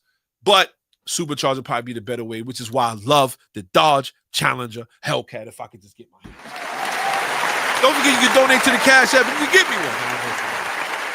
I'm messing around. So with that being said, you know how we get down here, man. We're going to move right along with the show. We got so much more we want to talk about with you. But with that being said, like I said, this is the next segment where I like to really get into a lot of the personal things, especially when you are dealing with cars, dealing with autos. You know, we have our news, but we also have what I like to call driver's etiquette. Because sometimes you got to get this off your chest. All right. It's a family show. Shout out to Jessica Grandy. So my driver's etiquette today is going to lead me into the next thing that I wanted to talk about with y'all today. And like I said, shout out to everybody who's tuned in, paying attention. If you're not a subscriber already, don't forget you can subscribe to the YouTube Rally Radio Podcast. If you're on Instagram, you could like our page at Rally Radio Podcast. We are there. You know what I mean? I'm going to just get into, like I said, like, you know, a little something. That's one of the things that I like to talk about right here. You know, definitely some talking. Shout to Chroma. He said, Hellcat or Camaro dropped off in your driveway. That's what I'm talking about. Those are the kind of friends we need. Let's go. Shout to my guy, Chroma. Man, that'd be good. I tell you this. After really assessing my situation, for those that don't know, I love cars. You could probably tell that by watching the podcast. Like I said, and I appreciate everybody who's tuned in. I appreciate, like I said, don't forget, drop a like, subscribe, share, let the people know. But I need a lift. I try to think back as far as I started working on cars, and it really wasn't. Now it seems like it seemed like it's so far away, but I still remember it like it was yesterday. And I remember, I used to do little things like change bulbs and things like that. I call myself like trying to fix a couple things here and there. And I had blew the engine in my car, right? And this is my CRX at that time. So after I blew the engine, I remember I got an engine for super cheap, man. I had to go and like source this engine out. I had to go get it. It was crazy. But I ended up getting it. And I brought it to, my mechanic guy, my homie, right? And he was like, yo, listen, I need to charge you X, Y, and Z. And I'm like, huh? He's like, but it wasn't his fault. Actually, how that go. You renting out a garage. You gotta come up with your rent. So I said, you know what? It's all good. I actually went home. I bought myself $100 tool set, the mechanic's tool set, and I just got to work. Took me 2 months. But I took one engine out and put the next engine in. And let me tell you, that's a young man's game if you ain't got no lift. And that's where I'm going. I need a lift. There's other work and things that I want to do. I got another CRX, a black CRX. I have Infinity M35X. And I also have my Type R. And I also have my motorcycle, GSXR 1000. Let's go. Shout out to the motorcycle riders out here. But it's just one of those things, man. I feel like, you know what? You can get so much more done with a lift. And I mean, I'm an older guy now. I'm not 20. I'm 25, 20 years experience. You know what I'm saying? So everybody know who it is. You know what it is. But I definitely want to invest in a lift. And you know why? Because I feel like you get so much more done. And I see them, and they have these driveway lifts and things now. And I'm thinking to myself, I wanted to bring it to the audience. Do any of y'all do work in your driveway? And if you do, what is the mode of how you get these things done? Do you use a lift? Or do you just use your jack? Or are you just sliding around on a cold floor? That is just and I'm going to tell you, that right there can hinder any kind of work that you want to do. But I just wanted to drop that question out there, man. Shout out to everybody who's tuned in, paying attention. A little bit more show left that we have for y'all. Appreciate everybody who's tuning in, who's rocking, who's liking the show. Just do me a favor. Like, subscribe, share on any of the platforms. You can find us. YouTube at Rally Radio Podcast if you're not looking on YouTube already. And Facebook, you can find us at Gutterball Rally, GUTTERBALLRALLY, because at the end of the day, that's what we like to do. We like to get outside. We love to drive. That's what I'm talking about. Shout to my guy. Yo, shout to my guy, D Nice. He said you a geezer, bro. Baby. You see it coming through. But like I said, man, it's gonna get to that time, man. I want to work on cars well on, man. You know what I mean? So it's like I just gotta really think about that and really invest in a lift, something that makes life a little easier. You know what I mean? Or just buy a shop. I don't know if I have enough money, but you already know what it is. Shout to my cuz, Clarence Alexander. Tuned in, you already know what it is, man. Appreciate you. So with that being said, I just wanted to tell everybody, man, you know what? If you're a car guy and you're working out there, get yourself a lift, man. Get yourself a lift. Help yourself. You know what I mean? Because I'm going to tell you, if there's one thing I know when I was a young guy, I didn't mind. I could get up under the car, have a little bit of room to work. You'd be working with the Tyrannosaurus Rex arms like this. But I'm older now, man. I hold my arms like this too long. I'm going to feel it for 2 weeks. But with that being said, we're going to move right into our next little segment. I love this segment because at the end of the day, we let y'all know about some of the cars and the things that we do love. So with that being said, here we go. Legends of Auto. Real legends never die. All right. We are at our Legends of Auto. And our Legends of Auto for today is going to be the Subaru. If you can see it, put it over here on the side for everybody to see. The Subaru Legacy Blitzen. I find this car very interesting. Now I'm gonna be honest with you. When it came to a lot of different JDM vehicles, I was not really up on them like that until we actually started playing Gran Turismo. Gran Turismo helped because you got the chance to see a lot of cars that was in other countries that never came to America. And also Tokyo Extreme Racer. I don't know if anybody tuned into that, but I love that game. And if PlayStation is listening, would be nice. But with that being said, we're just going to jump right into the Subaru Legacy B4 Blitzen. And the first thing that stands out with this car is that Porsche helped design it. This is crazy. Now, for those that don't know, it had the nice hood scoop. And like I said, like I've seen this car many times in the game, and you've seen people do Subarus, Legacy GTs, and 2.5 liters, but you rarely see the Blitzen because it was a very rare car at that time. So just to talk about it a little bit, the Subaru Legacy B4 Blitzen is a special edition third generation of Subaru's midsize Legacy, available as either a sedan or a wagon, which makes it tremendous. Sold only in Japan from 2000 to 2003, the company named the car Blitzen as a nod to the German word for lightning.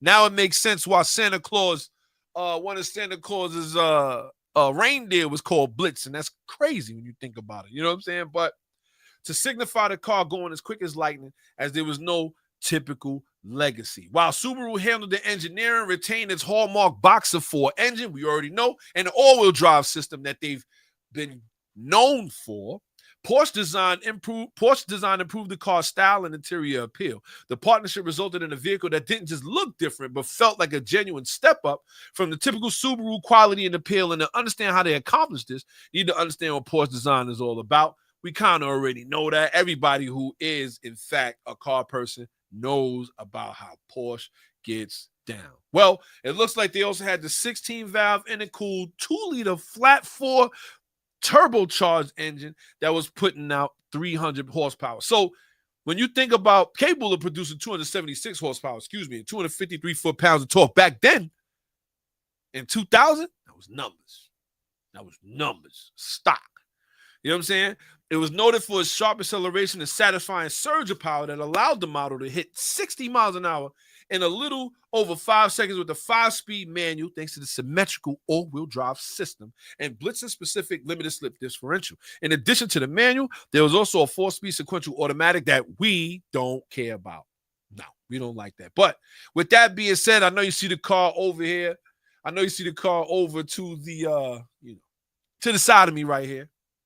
But with that being said, Subaru Legacy B4 Blitzen is our Legends of Auto today. Legends of Auto. Real legends never die. Sometimes you got to ask yourself, man.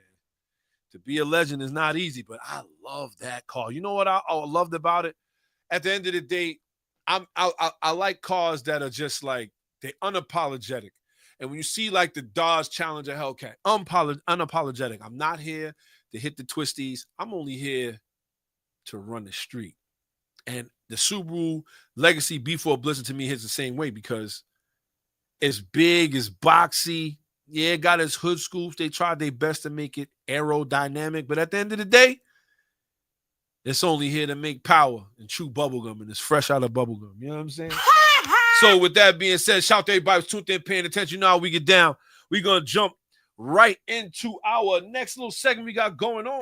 Mods, the newest and freshest. Hey! Modifications, parts, and fashion. Only on Rally Radio. All right, you know how we get down here, man. So I don't know if anybody took advantage of any Black Friday or cyber deals that they have for all of these automotive parts. But if you have a Honda, like me, you just want to make sure that you check out MA Performance. They had a great sale. JHP USA had a great sale. And also Hybrid Racing. Those guys were selling stuff for cheap. So don't forget, Hot Mods. There's so many other things that's going on right here that I just wanted to make sure that I tell everybody that. Make sure that you check out some of those car companies. You got some performance parts you want to put in the car? Make sure you check them out. I'm going to tell you because it was definitely just cruising across some of the sales. I got other things I have to do with my cash. I got kids and Christmas gifts. That says enough right there. But with that being said, don't forget to check them out. So Mods, the newest and freshest. Hey, modifications, parts, and fashion. Only on Rally Radio. oh, we got a call. Rally Radio, who we got in the box?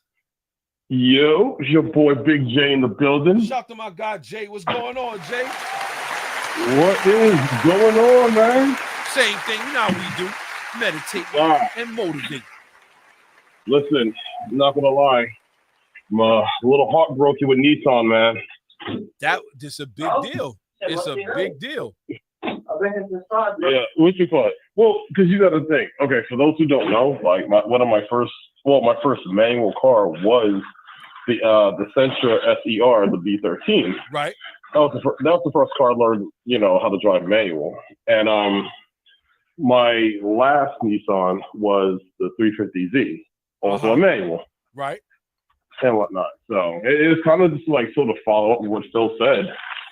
A lot of it came down, like, I feel like what killed Nissan, right, for sure, is the lack of innovation. Yes. But also just like the fact that I will say, it's crazy to me how that company. So when Hyundai came up with the Genesis as like the entry level sports car, and you had the FRS and the GR86, entry sports car. Everyone was looking towards Nissan to be like, hey, dropping that 16. And they never did. You know what, though? And I will say this. Nissan, I think what else helped them is that they never got into the American market with these cars that we were looking for, like a S14, a S15, or just a Sylvia in general. Now they're talking about redoing one that's going to be electric. Who wants to hear that? Like, that crowd doesn't want an electric car. And we could think back as far as the Pulsar GTIR. Why would we never get one? Now you got a GR Corolla that's all-wheel drive turbo. You know what I'm saying? Just a couple thoughts. You know what, though? This is another thing that what Mazda did that I think is actually impressive that they still do it to this day. And that was kind of keep the nostalgia program. So, for example, if you have a Miata, you can go to Mazda, and if you wanted to fully restore your Miata with original Mazda parts, you can do it.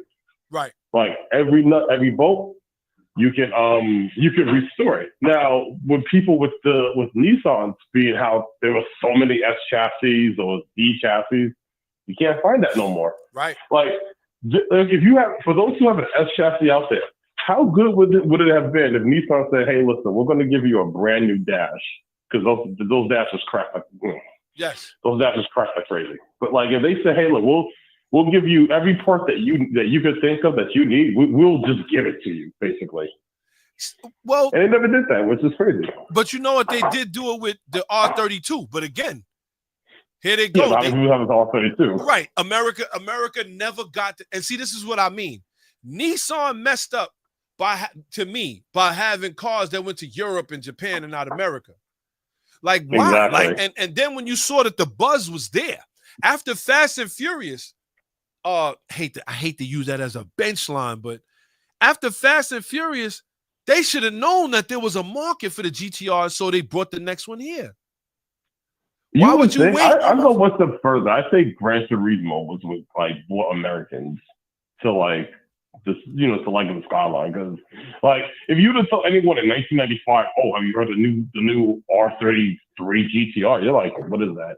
Right. Is that a Maxima? Right. Like, well, I'll tell you what. That GTR that was in Fast and Furious, little quick sub note for those that don't know. If you've seen the very first Fast and Furious movie, the yellow GTR that Leon was driving was ultimately crushed by the federal government. It was actually registered as a Nissan Maxima. Wow. Little tidbit. So funny enough, that car, okay, it always blows my mind, but how that car was always in the background, but technically it was the fastest car in the entire movie. Right. Just like canonically speaking, I think that car made like 600-700 horses. But like everything else was just like at most like 400. The Supra was the star. The Supra was the star. But I will say this though. At the end of the day, Nissan has so many different things going for them. Just to see now that we talking 12 to 14 months and they'll be underwater. And like I said, we could go all the way back to Datsun, to Datsun. Oh yeah. Like you cannot let this company fail. I just think that they got to figure something out. I wish I had money. I'll invest in them. And you know what's crazy? The other day, I was watching the Nismo official event on YouTube that was live streamed. You couldn't tell that Nissan didn't have no money because it looked good from there. Yeah, but that's just it. It's just like, what else do they have? Because the thing is, like, if you look at Nissan's current lineup, they have more. They have a bunch of SUVs that you've never even like thought to like that. Who needs that many SUVs? And they all look the same. It's like they all look the same and they all have the same cheap quality. This is one of those times where it's like what the head of Nissan should have did was go to the head of Toyota, or even one better, approach Akio Toyota and ask him, hey, how do you do this? You know, because I mean, he's not doing nothing right now. Nah, but there's what? Nah, I think he's still the chairman. No. No. The owner of Lexus Performance is now the CEO of Toyota. So, but he's obviously still taking orders, not orders, but this guy still pulling the strings. He takes keynotes, but you know, like he ultimately makes the the whole. He makes the final call for everything. So I would say this, right? When you look at Akio Toyota, how they brought back Toyota, what did they do? He immediately stopped it. He said, listen, we're not making no more boring cars. Exactly. And they went back to the design table, made some cars that people actually wanted. You know what I mean? When you look at the GR Corolla, Supra, even though the Supra, I don't know, every Toyota guy I know can't stand the Toyota Supra that's out now. Hey, now they wash it. I will defend that. I will defend that car no matter what. That is a damn good car. I don't care. I think so too. To go back to it though. Honestly, you knew he was on something when he made the Camry look good. The Camry of all things. All-wheel drive. This is always like the middle of the lane. This is the most middle of the road car. You know, that there was the most noticeable thing about it. It's brown. Now it's like look at the new Gen Camrys. They look good. And they got body kits. It's like he understands. Listen, when you look around the market right now, all the cars look the same. They all look like bubbles with wheels. And with that being said, Toyota did something different, and this is why they are still pushing forward. And you know what else they did? They made cars for every kind of car person. If you want an SUV to get your family around, we got that. You want one to drive in the desert sand, we got that. You want to have a race car, we got that. You want to have a rally car, we got that. You want to go electric, we got that. And you know where they beat Nissan? They beat Nissan by having hybrids. Yeah, that is where they stuck to their guns because like any car company that's going EV was following a trend. It's the reason why you see like Lotus right now. They've seen what happened with Jaguar and was like, hey, we're gonna walk that back. We're gonna walk that back. How many cigar inches we got left? Yeah, we'll just use those. Slap a battery on those. You know. Just this other morning, Mini also backed out of their full EV plans. Oh yeah. It's going down.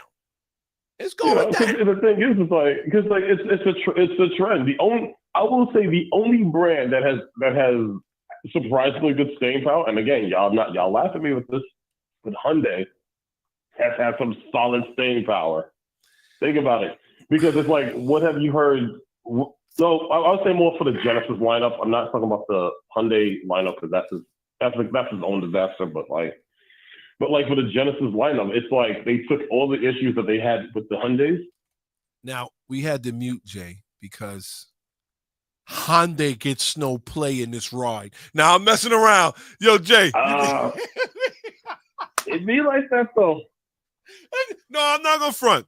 Hyundai, the Genesis, you can't lie. They are a surviving company. From where they came from when I remember with the Hyundai Excel and the Elantra and all, to where they are now, they've jumped leaps and bounds.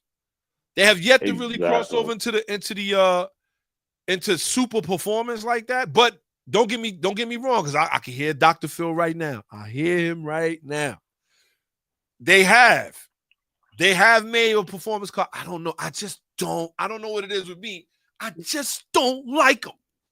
It's the name. I think you know what it is? It's the name, and it's just like you do Hyundai from the early 2000s. That's what it is.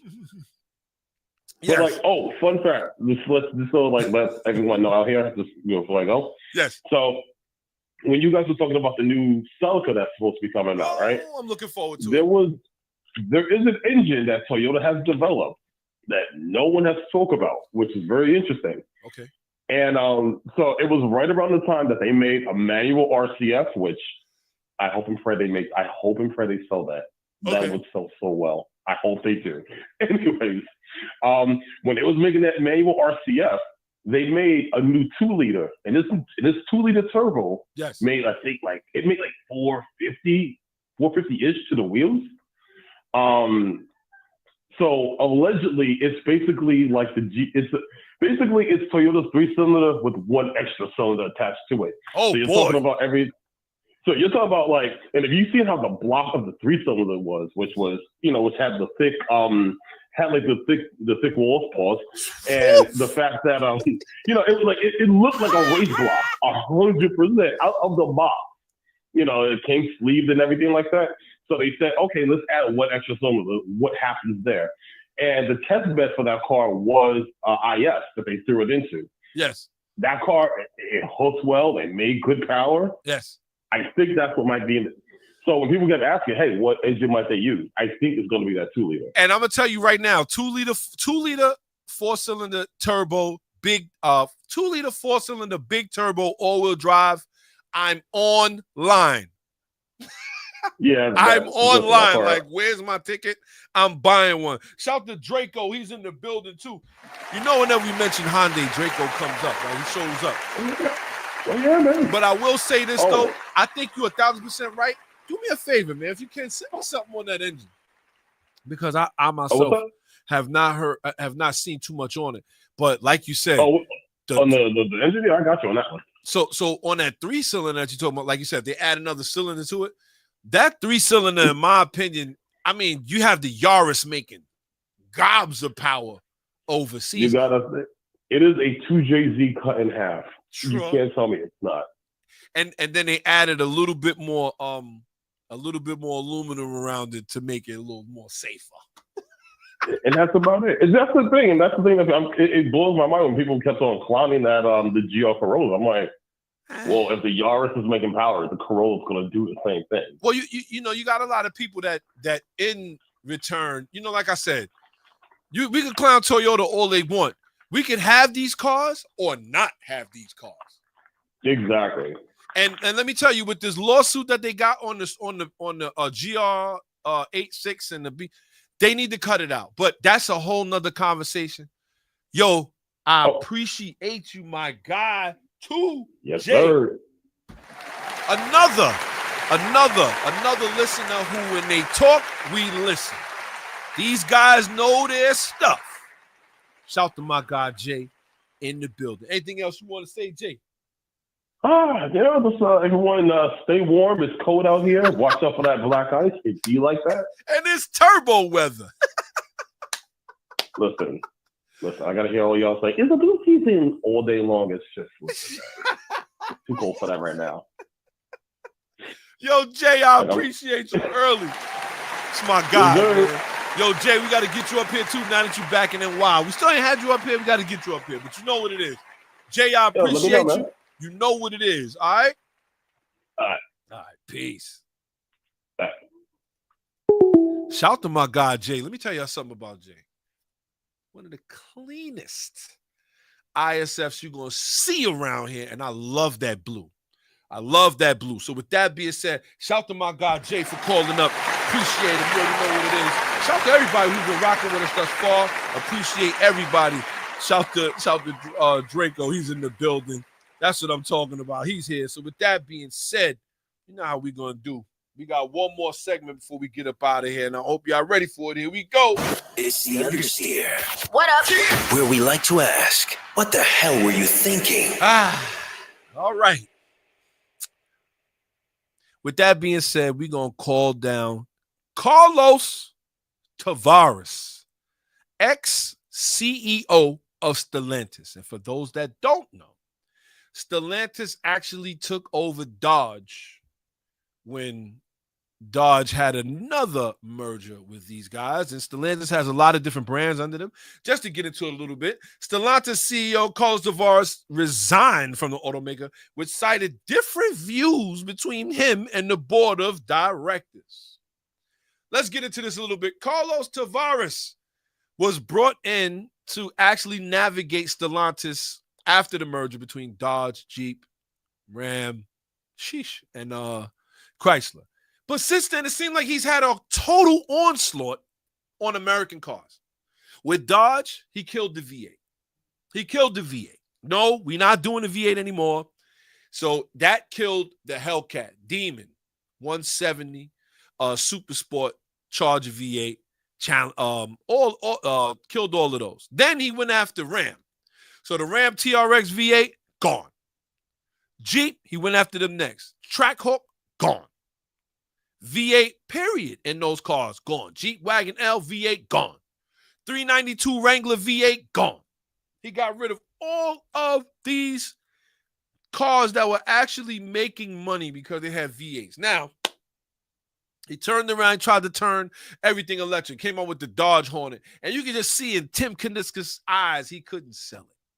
So Tim Kuniska just went on into the sunset, a.k.a. the Dodge father, because this guy right here was the king of Dodge. Shout to Tim Kuniskis just one more time from Rally Radio. But Carlos Tavares actually got rid of all of the cars that actually made Dodge, Jeep, and Chrysler money. He got rid of the 300C. The last 300C that we've seen actually had a V8 in it, which was tremendous, by the way, the 5.7 liter Hemi that it had in it. But he got rid of it. So now all of these cars are gone. And what do you think happens to Stellantis as a whole? The car company starts to come down. And why do you think that is? Because you got rid of your big sellers. What company that's like Apple getting rid of the iPhone and or getting rid of the iPad, or we just have an iPhone, we don't need an iPad. What? You got to make sure that you're selling to everybody. And Carlos Tavares is, like I said, it's a cautionary tale for Dodge, what Nissan is going through. Nissan is going through bad CEO leadership, bad money spent, the smoke of yesterday, the flames of today. Dodge better watch out. But they did do one thing. They got rid of Carlos Tavares. So with that being said, Carlos, he is out. It's the Understeer. What up? Where we like to ask, what the hell were you thinking? There's no way I could go into any company as a CEO and get rid of the money makers and say we don't need them. That doesn't make any sense whatsoever. And I believe that Carlos Tavares definitely had no idea what he was getting himself into. Good luck with that. I want to believe that he could have been a great CEO in some other places, but I don't think that he understood the American market the way he did. And for that, he got our understeer for the day. Shout out to everybody who's tuned in, paying attention. We appreciate y'all early, man. It's the bearded one here, man. Thank you for tuning in with me on Saturday. You took time out of your day to tune in with me. I appreciate you greatly. Don't forget, you can find us on Instagram at Rally Radio Podcast. You can find us on YouTube if you're not looking at us on YouTube already at Rally Radio Podcast. We will be putting out a lot of different other content. I got a lot of other things I want to do, but don't forget, just drop a like, drop a share, drop a comment if you can. You know what I mean? Share it, let them know there's a guy out here talking about all this automotive news that we got going on. Don't get it twisted. I love automotive news, but I do like to get a little ratchet with the street, like with the racing and all that. So you already know what it is. I appreciate everybody who rocked with us today. Shout to Jessica Grandy, tuning in early. Shout to my guy Draco. Shout to Mom Dukes. Shout to my sister. Shout to my guy Donnell Cromer. Don't forget, check him out. One of the greater gospel singers and greater gospel music coming out. Don't forget, check him out. You already know what it is. Shout to Cuz Clarence Alexander. Shout to my guy D Nice. He tuned in early. Appreciate my guy. Appreciate you. That's what I'm talking about. Shout to everybody who rocked with us. Shout to my guy Marlon, resident Toyota guy tuned in. Shout to Tika. Shout to my guy Birdo. You already know what it is. Shout to everybody who tuned in. Shout to my guy J.O.J. He tuned in. Shout to Dr. Phil. Shout to Mr. 2J, a.k.a. my guy, Jay. You already know what it is. Shout to Miller Time NYC. Shout to everybody who tuned in with us here Saturday on Rally Radio. I just want to let y'all know, man, I appreciate it. We got another show coming next week. Don't forget you can find us live Saturdays, noon, YouTube at Rally Radio Podcast. You can find us at Gutterball Rally and also find us on my personal page. And don't forget, you can find us at the home station, Bars and Hoops Radio. If you don't download the app, you're playing yourself. Don't forget, we got a lot of good music out here. Got a lot of other hosts of shows that go on in this area, in this event. But I want to say I appreciate everybody. I really do. I appreciate everybody who tuned in. Shout out to my guy, Camacho. That's my guy, man. Yellow Vet. That's what I'm talking about. Shout out to Jessica Grandy, like I said. So with that being said, I appreciate everybody. And until next week, I am out. Drop the clutch, hit the gas. Rally Radio, where the fast life meets the fast lane. Yeah. You're now tuned into Bars and Hoops Radio. Yeah. The world of hip hop and sports live. Dropping the clutch and then I hit the gas. Wheels screeching, tires burning, I'm flying past. Gotta get home quick, don't wanna miss the class. They schooling you on whips and how to make them fast. Talking about everything from cars to planes. What's hot, what's next, and how to flip the game. They talk in my language, we speak the same. That whip talk complex, but yet they keep it plain. From the news, the interviews, they keep it cool. They give reviews, everything from parts to tools. Can't lose, come to whips, they not no fools. Don't miss the show, the start time is noon. The bearded one, S.I Shawn, they crazy though. You can't miss it, tune in to Rally Radio. Where the fast life